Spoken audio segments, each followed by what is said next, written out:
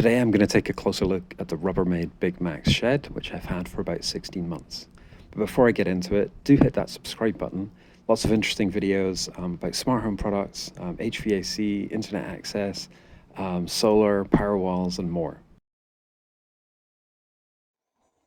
Hey everyone, this is Scott. I normally review smart home products, but today I'm reviewing this Rubbermaid Big Max shed.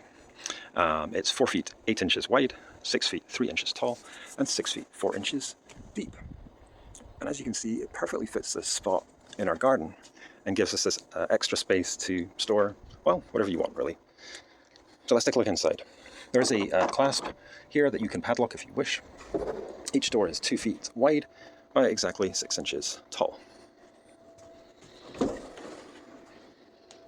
As you can see, it's a pretty good size. We've got all sorts of random stuff in here. The mower, some pots, our Weber barbecue, various pool toys, etc. And it did come with these storage baskets. They attach to the wall using these special hooks. And I know there's a whole range of accessories that you can buy. We haven't actually bought any more than came with it. These hooks as well. But there, there's lots of options for storage. It was very easy to install and it felt pretty solid. It took maybe an hour or two for two of us to do it. It came in quite a large cardboard box, pretty heavy and large. Obviously each panel is just over 6 feet tall, so it's not going to fit in your car necessarily. So I paid, I think, $50 for Home Depot to deliver it. And at the same time I ordered some paver sand to put underneath. So there was a nice, perfectly flat base for it to sit on. So I would definitely recommend spending time to do something like that. You'll see that many of the panels screw together. They also click together in places, but it does come with lots of screws, and there's 3 metal braces for the roof as well. So it's pretty solid. You might notice that this brace seems to be bent here. I have a feeling that somebody might have stood on the roof when we're getting some roof work done. I'm not entirely sure. Let's take a look at the roof actually. So everything's plastic. The shed is mostly dark brown, or the doors are. The sides are beige and the roof is black. And so this leads me to one of the challenges. We're in Las Vegas. It gets very hot here, up to 115 in the summer. The shed is south facing, it's in shade right now, but during the hottest part of the day, the sun beats on it. And what happens is that the doors become sort of slightly concave. So I'm going to exaggerate here, but the doors sort of become banana shaped.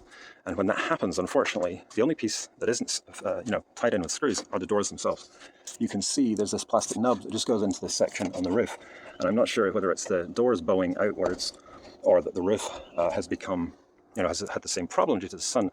But this space, you can see the door's about to pop out. So if I open this in the middle of the day, the door will pop out.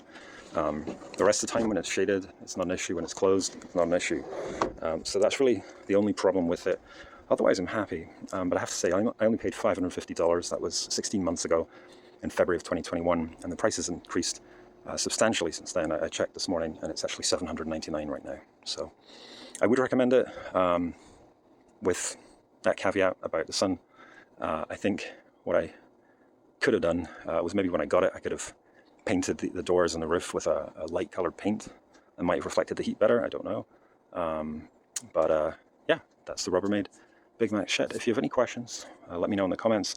I'll also measure it and post all the dimensions in the comments as well. Thanks for watching.